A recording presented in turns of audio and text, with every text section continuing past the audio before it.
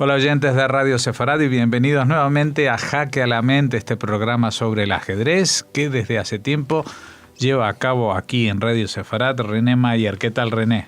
Buenas tardes a todos. Bueno, hemos recorrido las biografías de mucha gente, muchos maestros del ajedrez, algunos más conocidos, otros menos conocidos, pero estamos, digamos, con quizás el ajedrecista más conocido de la historia, que fue Bobby Fischer. No solamente por su personalidad tan peculiar durante toda su vida, sino porque fue un punto de inflexión en el dominio hegemónico de la Unión Soviética, que los tenía todos acorralados con su apoyo estatal, ¿no?, al deporte del ajedrez, y que de pronto viene un chavalito de Estados Unidos, se puede decir algo así como un muerto de hambre, porque pescador, como su nombre indica. Un pescador, pues... y los pesca a todos. Que no tenía ni siquiera una buena preparación, porque se lo hacía él mismo en casa, y pues los deja a todos con, como se dice, con el culo al aire.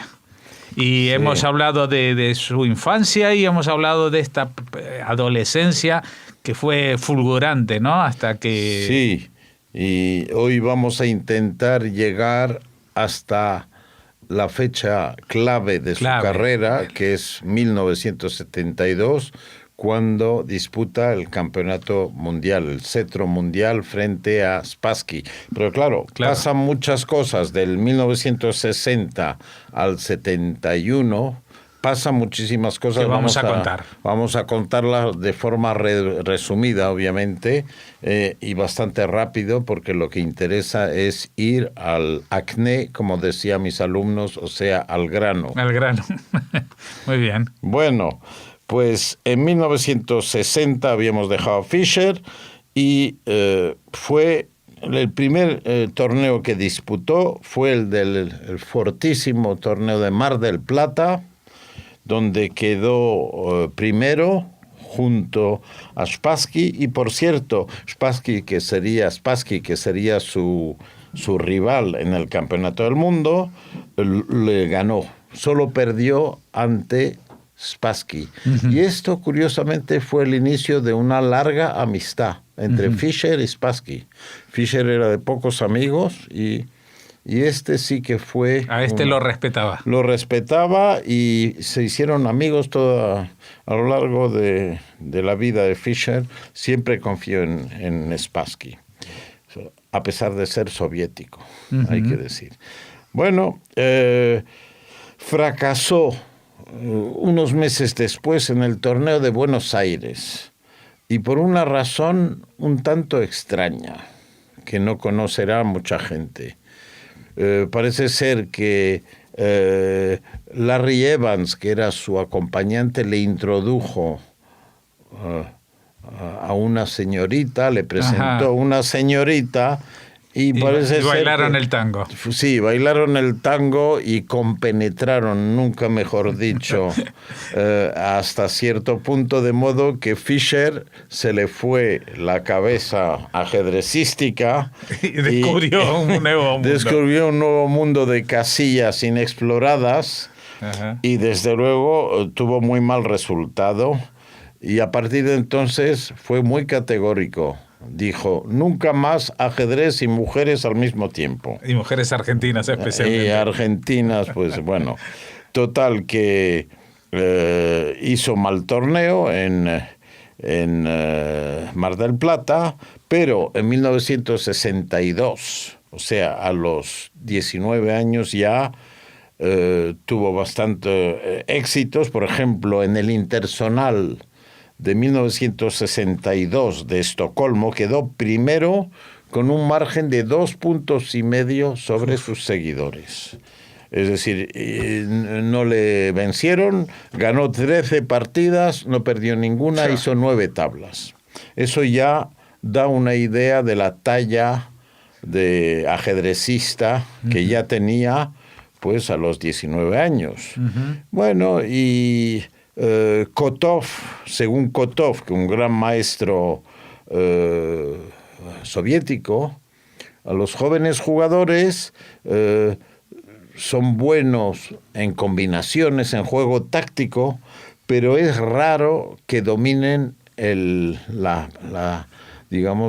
los finales, que exigen muchísima más sutileza y precisión, y sin embargo Kotov decía que tenía una técnica, Fischer, según él veía, una técnica impecable en los finales, veía en Fischer. Bueno, llega el torneo de candidatos también del torneo de Curazao, en 1962, y ahí Fischer estalla. ¿Por qué? Porque acusa a los soviéticos de conspiración, de collusion, como dicen en inglés. Uh-huh. Es decir, en este torneo no sé cuántos soviéticos había, pero él veía claramente que entre ellos se apañaban los resultados para favorecer al mejor colocado, al candidato mejor colocado, con más probabilidades, y así guardaban energía, conservaban toda la energía para jugar contra Fischer, puesto que jugaban una partida amañada o prearreglada, o llegaban a tablas, o se dejaban ganar, o etcétera, según las circunstancias. Y Fischer lo denuncia, dice que esto es una situación impresentable, y afirma que para un no soviético es imposible ganar frente a esta muralla de apaños y de... Y bueno, no puede hacer nada en el torneo de candidatos, y después llega una época en que se retira, se semi-retira del ajedrez, juega, pero no... Bueno, rechazó jugar en el torneo Piatigorsky de 1963 en Los Ángeles. Es cierto que ganó el campeonato de Nueva York de 1963 y después ganó de una forma absolutamente decisiva, porque en el campeonato de de Estados Unidos del 63 gana con el score perfecto, 100% de los puntos. O sea, gana todas, ni siquiera todo. Tablas. Ese ha sido, ni una tabla ni una pérdida, todas ganadas. Entonces, esto, un 11-0 en las 11 partidas, ese resultado perfecto es único en la historia del torneo. No se ha repetido. No se ha repetido, y eso demuestra la fuerza que ya tenía por aquel entonces Fischer. Bueno, es candidato con estos resultados a participar en el torneo de 1964 de Ámsterdam, el torneo interzonal, pero de nuevo acusa a los soviéticos de colusión, de conspiración, de apaño, y rechaza jugar. Es decir, era muy temperamental. Ya estaba ahí, pero dijo no juego. Era muy temperamental Fischer. En cuanto veía algo que no le gustaba, enseguida sacaba los garfios y se negaba. Pero tampoco eran imaginaciones suyas, había mucha corrupción ahí. Había una base real en sus sospechas. No cabe duda de que el ajedrez, siendo un deporte nacional sustentado por el gobierno soviético, había toda una serie de convenciones, de que el partido escogía ¿a quién el iba a ser mejor el candidato, campeón? etcétera, y claro, y obedecían. En fin, así era. Ya sabemos que la Federación Rusa ha participado en el dopaje, el doping estos últimos años. Ya se puede uno imaginar lo que era el doping intelectual de los ajedrecistas. Sí, con la jerarquía soviética ahí ya no había. En fin, entonces decide no participar en el torneo de Ámsterdam, y después incluso se niega a jugar porque estaba en su fase rebelde. No quiere jugar las Olimpiadas de Tel Aviv en 1964. Bueno, vuelve en el 65 al ajedrez, ya con 22 años. Lo vemos, él quería a toda costa jugar el Memorial Capablanca que se juega cada año en La Habana. Ujú. Pero he aquí que había un problema, porque el Departamento Embargo. de Estado le negó el visado. Para Claro. eso, una cosa absolutamente anómala para un deportista. Le negaron el visado para viajar a Cuba. Entonces hicieron un arreglo que no era, que aceptó Fischer, pero que no jugaba en su favor, que era desde el Club Marshall de Nueva York, mandaba sus jugadas por teletipo. Buah. Estamos en el 65, no había internet, no había... Como antes que jugaban los fareros, ¿no? Sí.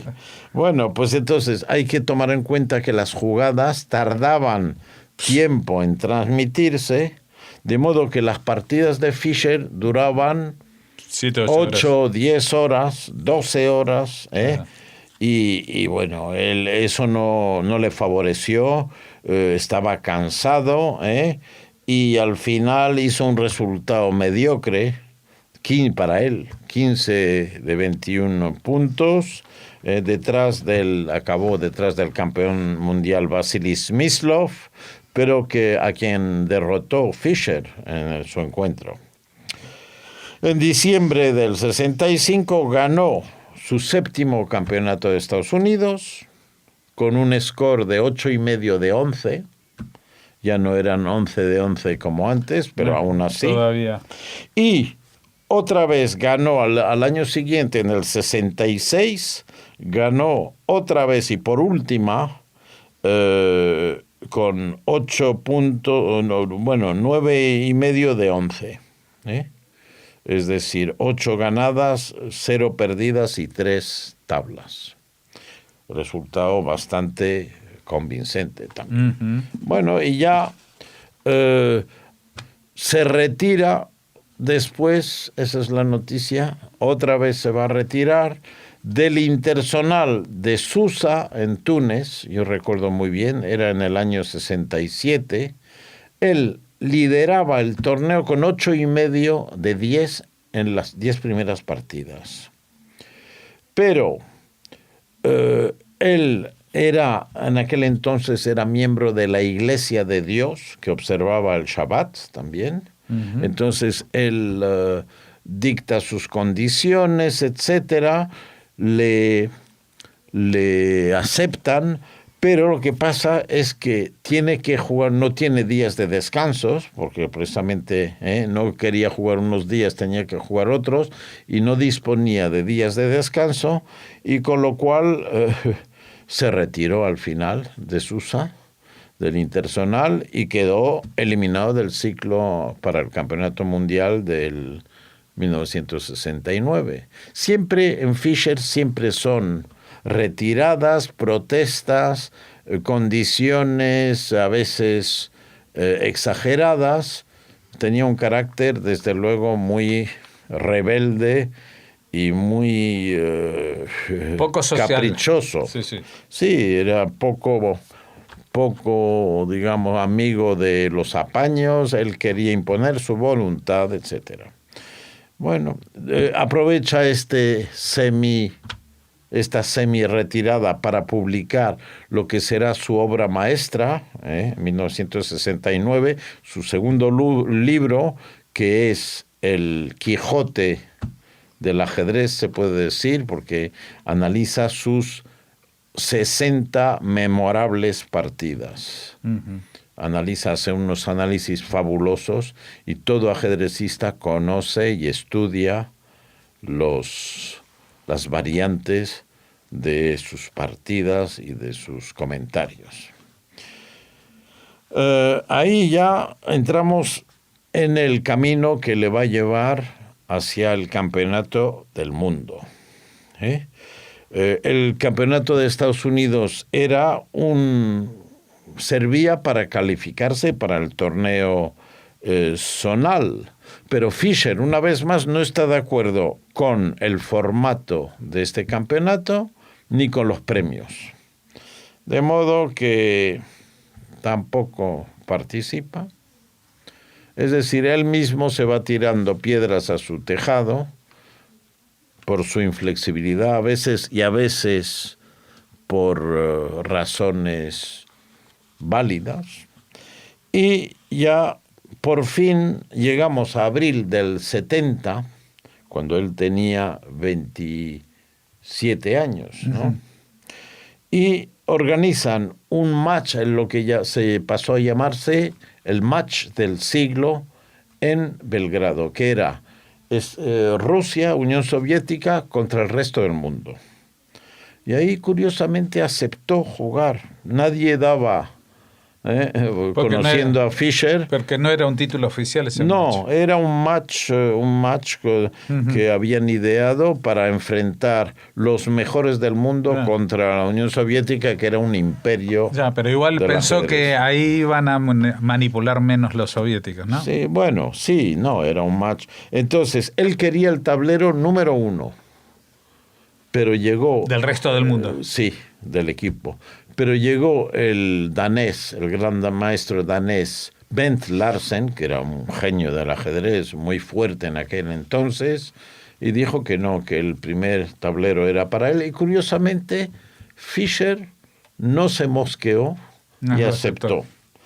Y bueno, al final ganó en su enfrentamiento personal contra Petrosian, que ya era prácticamente campeón del mundo, le ganó 2 partidas y le entabló otras 2 en el segundo tablero, creo. En fin, todo esto para decir que Fischer ya tenía muy buenos resultados en aquel entonces, ya se podía predecir que iba a ser realmente un jugador excepcional.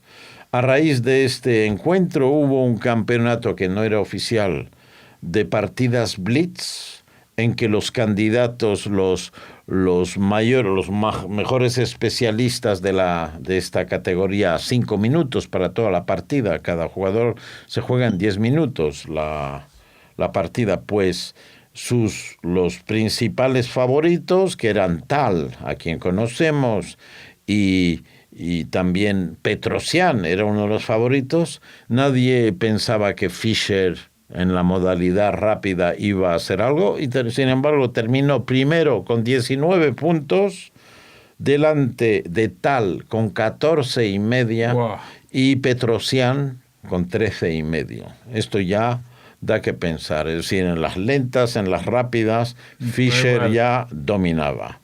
Después ganó en noviembre-diciembre del 1970 el Fuerte Interzonal, que se jugó en Palma de Mallorca, yo lo recuerdo, yo tenía pues 23 años, y ganó con 18,5 puntos de 23 partidos, con 15 victorias, 1 derrota y 7 tablas.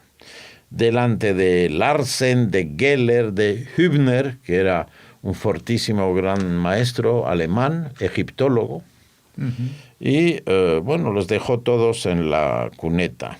Según Botvinnik, que era campeón del mundo, Fischer ha sido declarado un genio, pero yo no estoy de acuerdo con esto, porque hay que demostrarlo de una forma más convincente para que le llamen a uno genio, ¿no? Bueno, ¿qué esperaba? Llegamos a 1971, es decir, un año antes del Campeonato del Mundo, y toca disputar los match de candidatos. Ahí Fischer debe enfrentarse al gran maestro soviético Mark Taimanov, que conocemos. Hemos tratado un programa. Era pianista también, concertista de piano con su mujer. Tenía la doble personalidad profesional, digamos. Y en los cuartos de finales se disputa el match contra Taimanov en mayo del 71. pensaban que Taimanov iba a plantarle cara y tal, pero resulta, se disputó en Taimanov, resulta que al fin Taimanov llegó con asistentes, con dos grandes maestres fuertes que eran analistas, y Fischer se presentó solito. Bueno, al cabo del match había ganado 6-0 Fischer a Taimanov. Nunca se había visto antes en un match de candidatos que una victoria tan abultada. Sí. Y desde luego Taimanov decía, es que normalmente entre grandes maestros pues se capta la lógica del rival y se hace algo al respecto, pero yo no le veía sentido a las jugadas de Fischer. No captaba la lógica, pero perdió. Y perdía. Y a raíz de esta derrota terrible, la Unión Soviética reaccionó como era su costumbre. Bueno, dicen que... sacaron las armas nucleares. Cuentan que cuando perdió la sexta del match ya, Taimanov se encogió de hombros, y dijo, bueno, todavía me queda la música. Por lo menos. Bueno, y entonces el pobre Taimanov sí que ya no volvió. No pasó por un camino de rosas porque el Estado soviético le expulsó del equipo soviético, le prohibieron dar conciertos. También. Sí, ellos eran muy consecuentes para esos traidores. Sí. Y entonces, bueno, es el pobre Taimanov tuvo que interrumpir su carrera de pianista durante cierto tiempo. Y resulta que Fischer debe enfrentarse después a Larsen, que era el más fuerte jugador occidental, un genio del ajedrez. Pues ahí los que pensaban que era una casualidad que ganara 6-0 a Taimanov tuvieron que tragarse sus palabras, los que disentían, porque otra vez a Larsen le mete un 6-0 que lo deja. Otro 6-0. Wow. Ganándole 6 partidas seguidas, lo deja noqueado. Y entonces ya empiezan a ver que quizás había algo de genio en la persona de Fischer. Y llega el último match de los candidatos. Fischer debía enfrentarse a Petrosian, justamente al armenio Petrosian, quien decía, bueno, es un gran jugador de ajedrez, debo reconocer, pero no es ningún genio, él tampoco. Petrosian le introduce una novedad teórica de su laboratorio en la jugada 11 en la 11ª jugada, y normalmente esto deja a los demás deja descolocado cuando te colocan una novedad inesperada y que han analizado en laboratorio, porque esto se hace así. En general, el que introduce la novedad suele ganar porque tiene trilladas todas las variantes y lo tiene estudiado en casa con sus ayudantes, además, aunque hoy en día lo hacen con los ordenadores, que son los ayudantes. Bueno, pues Fischer reacciona y encuentra una continuación en el tablero. Petrosian se equivoca después y pierde. Al final ganó Fischer a Petrosian, le ganó por 6,5 a 2,5, lo cual es un honor porque por lo menos no sacó algún punto. Sí, ganando 4 partidas seguidas de las 9 que jugaron. Tuvo que reconocer Petrosian que jugó como un genio Fischer. Y entonces a raíz de esto ya se puede terminar diciendo que en julio del 72, es decir, justo antes del enfrentamiento mundial en Reykjavik, Islandia, en verano, el elo de Fischer era el más alto de cuantos había habido. Llegó a ser primero del mundo con 2.785, 125 puntos delante de Boris Spassky, que era el segundo y que sería su candidato en Islandia. Y que va a ser el inicio de la próxima entrega cuando hablamos de este match del siglo, ¿no? Este combate del siglo entre los dos gigantes del ajedrez. Gigante contra genio, porque realmente Fischer era insustituible. Muchas gracias, René Mayer. Nos hemos quedado con la miel en los labios, pero bueno, ya dentro de muy poco sabremos cómo sigue la historia. Muy bien, hasta luego.